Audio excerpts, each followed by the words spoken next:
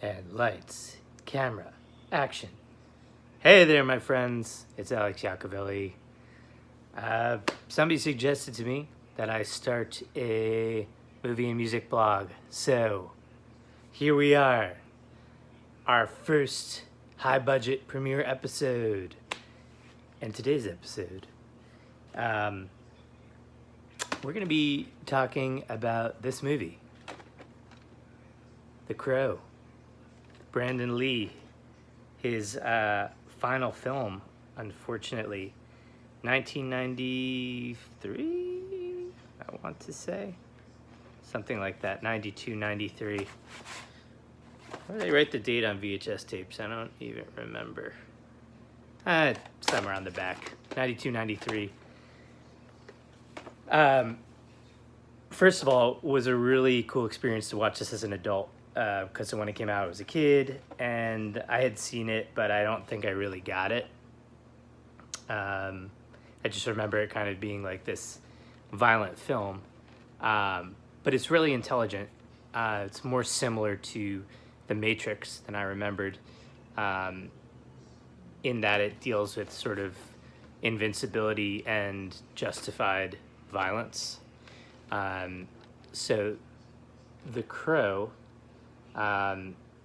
if you haven't seen it, is basically the story of this this rock musician who is necromanced, I think you could say, by this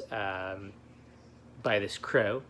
He and his girlfriend are murdered at the beginning of the movie, and he comes back to life to avenge her death and seek out all the men who committed the crimes against them. That's where the movie starts.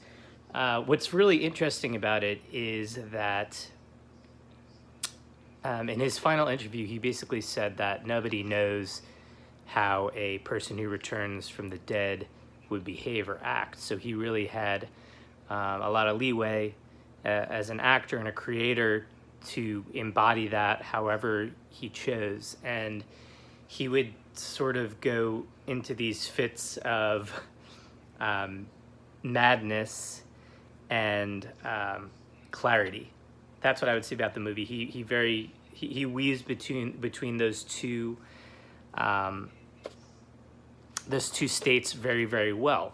Similar to how Heath Ledger in his final movie, The Dark Knight by Christopher Nolan, also behaves. I mean, it seemed pretty obvious to me in watching The Crow, and I haven't researched this at all, so I'm just talking off the cuff here. I'm sure there's a million essays on this. But it seems to me like Heath Ledger definitely studied The Crow in order to understand that that line between insanity and clarity.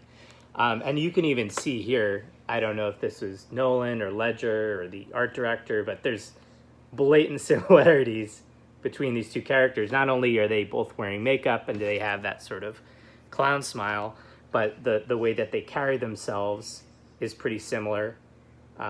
They've both got sort of square shoulders. There's one scene in particular where you can really see, to me, that's quite obvious that Heath Ledger was influenced by Brandon Lee's performance, and that's where they're both approaching the crime syndicate table. In The Crow, he kind of walks up to the table from the shadows, and in very, he calls out the capo at the head of the table. He says, "I want that guy," and all of the cronies, go to town on him with their machine guns in true 90s fashion. And of course, he doesn't die, and he comes back and kills them all, but the head criminal that he's after escapes. Similarly, in The Dark Knight, there's that, incredible scene where Joker walks up to the table of the crime syndicate with the television talking. He calls up the television disappears, and then he makes the pencil disappear into one of the criminals' heads. The approach to these scenes was really similar, in that the actor portrayed a great sense of invincibility, and in Brandon Lee's case, the character was already dead, and he was invincible, so you didn't care if he died. In the case of the Joker, he, you know, wasn't invincible per se, but he could care less if someone killed him. It made no difference. So they were both really powerful, with sort of different motivations. The Joker's motivation being pure evil and anarchy, and the Crow's mission being to restore justice and order. But again, really, really similar performances. I hope if you get a chance, you can watch these two back to back and draw your own conclusions. I really think it's worth it. Plus the Crow soundtrack. I mean, come on, you got Rage Against the Machine, you got Stone Temple Pilots, you got The Cure, and then you even see Brandon Lee rocking out on his rooftop as the metal Crow, playing a solo before he bashes his guitar in true Hendrix type fashion. So check it out. It's a great comparison. It's a great study in acting, and hope it encourages you to resuscitate your VHS player. Till next time.